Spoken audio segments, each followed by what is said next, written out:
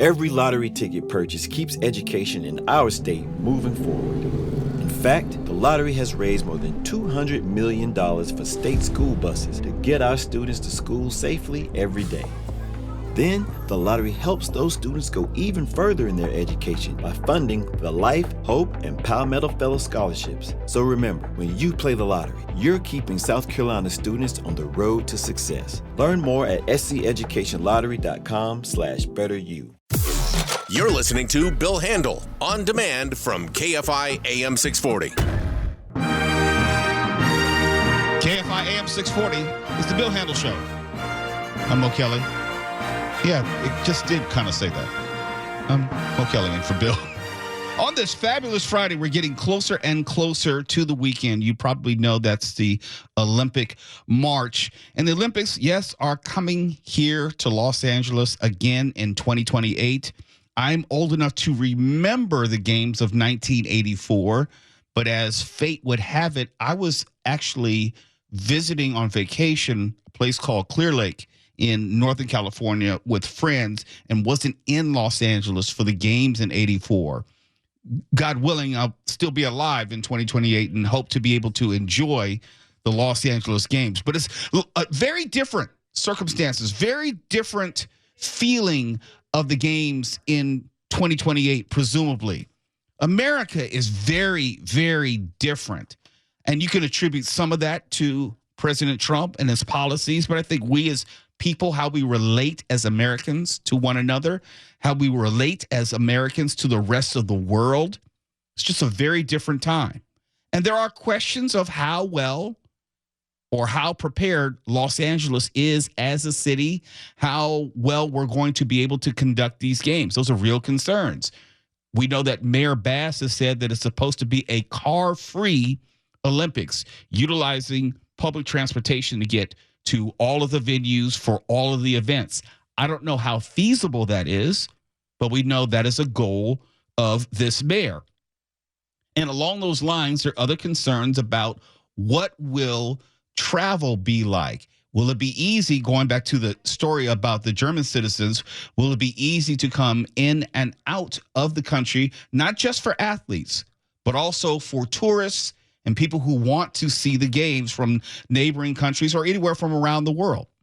Casey Wasserman recently has assured the IOC, the International Olympic Committee, that visa issues won't plague the 2028 Olympics. And in an address to the IOC in Greece, Wasserman addressed these concerns over visas and entry requirements to the U.S. for athletes and delegations hoping to take part in the games.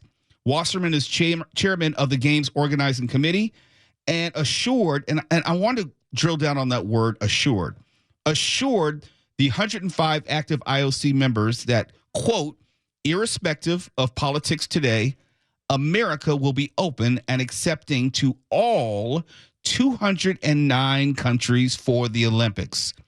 L.A. is the most diverse city in the history of humanity, and we will welcome the people from around the world and give them all a great time, close quote. I understand how you want to give a positive spin on these issues. I understand why you want to say that LA will be the most diverse and welcoming city, but there's some things which are outside the control of Casey Wasserman. There's some things which are outside the control of basically anyone. We have some world issues going on.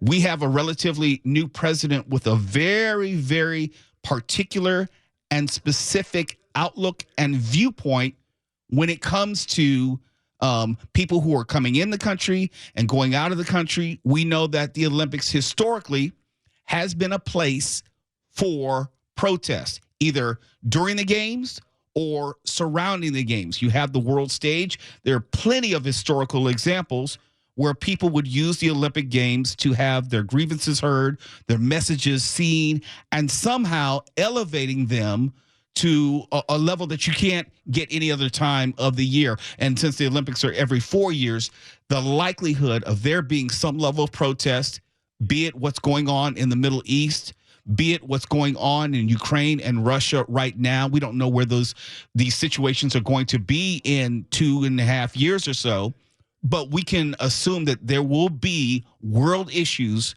which will be front and center in a general sense. And we know, well, if there's anything we know about Donald Trump, the man, and President Trump, the politician, it's this. He will always change his mind as circumstances dictate. We can point to tariffs and see his past history on that. He may have one stance on Tuesday and a different stance on Wednesday. And when it comes to those people who are coming into the country and those who may be allowed to stay in the country, those who may be protesting while in the country, or may take a stance which is opposite that of the administration right now, or may take a stance which is not necessarily as popular with the administration, you can imagine a scenario where Donald Trump would possibly push back against that. And we may have some people, we may have some delegations, we may have some athletes pushed out of the country. I wouldn't say deported, but maybe refused visa access into the country.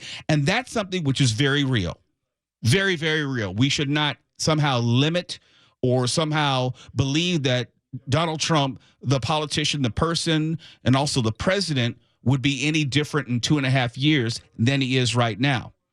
Wasserman, put another way, cannot make this assurance in the way that Mayor Bass cannot promise to us that we're going to have a car-free Olympics. It's more aspirational than anything. Yes, we would like to believe that there will be no issues with visas or entry requirements into the U.S. for athletes and delegations taking part in the 2028 Olympics. And yes, if you're speaking to the rest of the world, if you're speaking to the International Olympic Committee, there's only one answer you can give. The only thing you can say is, hey, it's going to be all good. We're not going to have any problems whatsoever. Yes, we know that President Trump has been a little bit sensitive, my word, regarding protests. He's been very strict as it relates to visas and people who may overstay their visas or may make public comments in opposition to the Trump administration. Yes, we know that President Trump has been very sensitive to those issues, but don't worry about it. Everything's going to be just fine. No, Casey Wasserman cannot, in good faith, make that argument because nobody can predict what President Trump is going to do. I don't know if President Trump can predict what President Trump is going to do. This is something we're going to have to watch day by day, week by week, month by month. We have a year and a half or 2 years before we'll have a better sense of what the climate is going to be with people coming in and staying in the United States. We don't know what is going to happen in the Middle East. It could be a completely different scenario. It could have evolved into something much more tragic, much more widespread. We don't know if Iran is going to somehow involve themselves. We don't know what Israel is going to do with respect to Hamas. We don't know if that ceasefire will continue or whether it will be resolved. The world will have a say. Donald Trump, the president, will have a say. And hopefully we'll be at a place where there is more peace and there'll be more certainty as far as people entering the United States. But we don't know that now. And we can't make any promises, especially the ones that we cannot keep. Yes, I love L.A.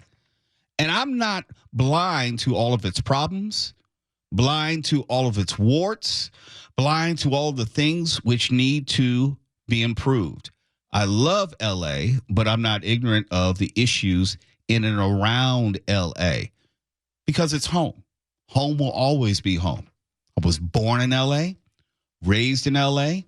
I've lived 98% of my life in L.A., with the exception of the time I was in college in Washington, D.C. So L.A. is something which is near and dear to my heart.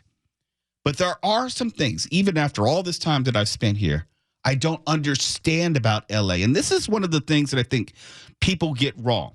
Some people, not you in your car, not you listening on iHeartRadio, you know better. But some people, I'm talking about other people. Some people believe that radio hosts are always trying to be know-it-alls. They know everything about every subject. They opine about all things, both big and small. They know everything, or at least they present themselves as knowing everything. Now, I will be the first person to tell you, I don't know everything. I try to offer as an informed opinion as possible about a lot of subjects. But there's some things that I don't know, and there's some things I just don't understand. And when I tell you that LA has a parking enforcement problem, a huge one when it comes down to the amount of money that it is spending and the amount of money that it is bringing in, which is well short of the money that it's spending, I'm here to tell you I don't understand it. I know a little bit about math in sort of a fifth grader sort of way, addition, subtraction, maybe some multiplication and division, the simple stuff, but I don't understand this. And according to a recent report from independent news organization Crosstown LA, the city, as in LA City, is fighting this losing war over parking and parking enforcement. Data has been analyzed, and it shows that LA is spending tens of millions of dollars more on parking enforcement than it is receiving from parking tickets. I had no idea that parking enforcement had such a high overhead. In the fiscal year that just ended in June of 2024, LA gave out 2 million parking tickets. That much, I believe. The city collected about $110 million in parking fines. I damn sure believe that. But also, LA was spending $88 million on parking enforcement expenses like salaries and equipment. And when you add in the cost of pensions and other obligations and liabilities, that figure jumped to more than $176 million. So let's quickly review. The city collected about $110 million in parking fines, but the city was spending about $176 million during that same time. That is a $65 million shortfall. How do you come out $65 million short in parking enforcement? I don't know. I don't have a reasonable answer for you. I can tell you about some of the contributing factors. I can say confidently, and people would understand if I told you the COVID-19 pandemic, in a general sense, made bad matters worse because we weren't driving during the pandemic, or fewer people are actually going to work. So revenue in the fiscal year that ended in June 2021 was down 37% from the prior year. But that's just the pandemic. That was a good 4 years ago. But the figures I just told you about was for fiscal year 2024. I don't get it. Here's something else to consider. Post-pandemic, fewer people are commuting. Okay, that makes sense. Fewer people are filling city centers, and fewer cars are on the road overstaying their parking location or parking where they shouldn't. Okay, that makes sense on some level, but that only speaks to a decrease in parking revenue.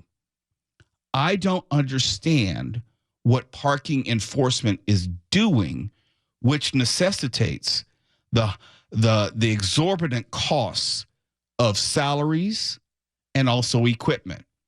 I'm thinking about that subcompact car that parking enforcement people will drive around the city. You know what they are. You're looking out for them when you're parking illegally or you're parking, you haven't fed the meter. You know you're looking for that car. I look at that and I look at the person getting out of the car and I got it. Okay, that is a tangible expense that you and I can understand. We see the car, we see the person, we know there is an associated salary. That makes sense.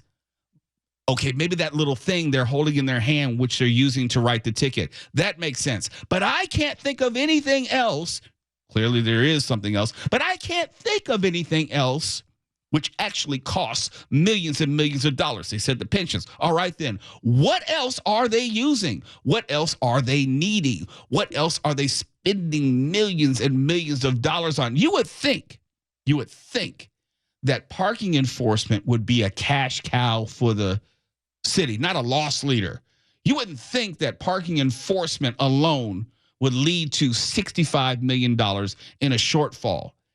You would be able to then argue that, well, if we stopped enforcement of parking, we would at least cut out some of the loss that we're incurring every single year. Just stop trying to enforce parking. We know they have this new system, this AI technology, which will detect your car if it's in a bus lane. Is that some of the expense? I don't know. But you would think that anything which is costing you $65 million dollars more than what you're bringing in probably needs to be amended on the budget. I don't know. I don't remember the last time I received a parking ticket. I am fortunate enough to have a garage to park my car in and a garage in which to park my car at work. And I understand not everyone has that luxury. And if you've driven through Hollywood and tried to park in Hollywood at night, there's a good chance, and that's considered a part of the city of L.A., there's a good chance that you may get a parking ticket and or get your car towed. I've only been towed once. Amy King, have you ever been towed? And I know I ask you this only because you're not a L.A. native. So you may not have known the racket, which is L.A. parking over the previous decades. I have not been towed, but every time I go to Pasadena, I get a parking ticket. Okay, Pasadena. All right. They're really good about nailing you. Kono, have you ever had a problem with parking and parking tickets in and around Los Angeles? Parking, yes. Parking tickets, no. Yeah, I don't see how, given the amount of tickets that they're willing to give out, that we, as the city of Los Angeles, would be $65 million short. How does it get to that point? Where is that money being spent? And I'm not one of those people who look, waste, fraud, and abuse. I just have a genuine question because I have a genuine lack of understanding. You would think a reasonable person, I would like to think I'm reasonable, but a reasonable person would question how parking enforcement costs so damn much, given that the tickets usually are so oppressive. It's not like we're talking about a $25 or $30 ticket. You can easily see an $85 ticket, and that's assuming you're paying it on time. And if you're like me back in the day, I never paid a parking ticket on time. It was just never a priority. And then the penalties and fees rack up, and all of a sudden, it's double that amount. How is it we're losing money on parking enforcement? I would love someone to tell me. But right now, all we know is we are losing money, and there's no reasonable explanation for it. And then when you look at the bigger picture, how the city has $1 billion shortfall. Don't think I'd forgotten about that. And you realize that something fundamentally is amiss in how the city of Los Angeles is being run. This is just one example of clearly many examples of LA not being able to do the right thing. It's the Bill Handel Show. I'm Mo Kelly. In for Bill. We're live everywhere on the iHeartRadio app. And there are Democratic town halls going on all around the country. You know that the Democrats have had a bad go of it as of late. They've received the lowest approval ratings in, I would say, the past 30, 40 years at least. What is going on inside the party? They've been mad at Chuck Schumer for going along with Republicans for the continuing resolution. What the hell is going on? And joining us right now to help us sort it out is Alicia Nieves, NewsNation reporter. Alicia, what is going on? I think what we're seeing right now is the Democratic Party trying to seize the moment with these town halls, trying to come up with a new identity in this new age, something they have been criticized for as of late. And this is clearly their strategy to make that happen. These people's town halls or fight for oligarchy, fight against oligarchy tour. That is something that is happening now with these town halls coast to coast. I mean, everywhere from Pennsylvania to Arizona, and they're mostly happening in Republican strongholds. The DNC saying they pick these areas because they say vulnerable GOP House members are, and this is a quote, running scared from their constituents. You know, the party at this point believes that it has an opportunity to reach conservative voters who are frustrated in this moment on how the Trump administration is carrying out its agenda, certain policies that are hitting their wallets when they voted for him to do the opposite. They're pointing to things like Elon Musk's chainsaw for bureaucracy. We won't forget that moment at CPAC last month. and really everything that he's done with DOGE to slash government waste, but at the same time, lay off tens of thousands of people. So you're seeing Dems like Tim Walz, AOC, Bernie Sanders, hoping that their message at these town hall turns Republican voters, that anger they're having right now potentially, into action, aka votes coming for the Dems come this next election cycle, which is about a year and a half away from now, but certainly something on the minds of Democrats right now. I think objectively speaking, we can agree that there is a problem not only with the Democrats in elections vis-a-vis against Republicans, but also internally in the Democratic Party. What is it with the Democrats internally in which they are unable to find a cohesive strategy in which to fight Republicans, it seems? Yeah, I think you bring up a great point that's actually reflected in these town halls, right? These town halls haven't been just rallies for Democrats. They've actually been Democratic voters saying the exact same thing, saying the old guard, if you will, clearly hasn't worked, right? It's part of the reason why Trump is now in office, and they lost the election, last year. And so one of the things, again, we're hearing in these town halls is people asking for them to find a new identity. That may be AOC, that may be Bernie Sanders, or that may be someone completely new and different. We're even hearing in these town halls, Democrats are having to deal with calls for Senator Schumer to kind of step down, to no longer be the leader of the party, especially after he, backed Trump's government funding bill to avert a shutdown. They feel like they need a party that's willing to fight with the Republicans, who are clearly up to the fight, right? They have kind of had this revolution, if you will, over the last 2 months, 60 days that Trump has been in office, and they're wanting the Democrats to match that. It'll be yet to be seen if that's actually what ends up happening here. But again, these town halls are Democrats saying they're up for the challenge, and people saying you need to be, because we're going to vote, based on that, if you actually are willing to stand up to the Republican Party. Before I let you go, I have a philosophical question, and hopefully you can help me out with it. I remember after Mitt Romney lost against Barack Obama in 2016, that the Republican Party was lost in the wilderness, not unlike what the Democrats are right now. A lot can happen in 2 years and 4 years. Has there been any thought to, hey, Democrats, just stop panicking. We can't lose or win any elections until 2026. Let's be sure that we take our time and get the right strategy, the right message, and we can be back on top again? I think from my vantage point, unfortunately, that's not the case. I think even when you point to Mitt Romney, you point to Barack Obama, I think Republicans did well in playing the long game. And that's something that Democrats are struggling with, because while they can't win, the White House until, or midterms, at least until 2026, and certainly the White House, 2 years after that, they're under this immense amount of pressure to do something now. That's part of what we're hearing at the town hall. So on one hand, you want them to come up with a long vision, or they certainly want to come up with a long vision, but they have to have some short-term success, whether it be just ideologically. And I think that's what these town halls are. They're, an image of what could come in 2026, what could come in 2028. But the long game, they have not telegraphed any of that. And from my vantage point, I haven't seen it. So that's something that obviously is concerning for Democratic voters. Alicia Nieves, NewsNation reporter, thank you so much for checking in with us. Of course. You've been listening to The Bill Handel Show. Catch my show Monday through Friday, 6 a.m. to 9 a.m. and anytime on demand on the iHeartRadio app. Every lottery ticket purchase keeps education in our state moving forward. In fact, the lottery has raised more than $200 million for state school buses to get our students to school safely every day. Then, the lottery helps those students go even further in their education by funding the Life, Hope, and Palmetto Fellow Scholarships. So remember, when you play the lottery, you're keeping South Carolina students on the road to success. Learn more at sceducationlottery.com/betteryou. For some of us, personal finances aren't just personal. They include a lot more people than ourselves. Loved ones, neighbors, the communities we call home, and the causes we hold in our hearts. At Thrivent, we help plan your financial picture with the bigger picture in mind. Because even though our business is helping guide your finances, our ambition is to make it mean so much more. Thrivent, where money means more. Connect with us at Thrivent.com.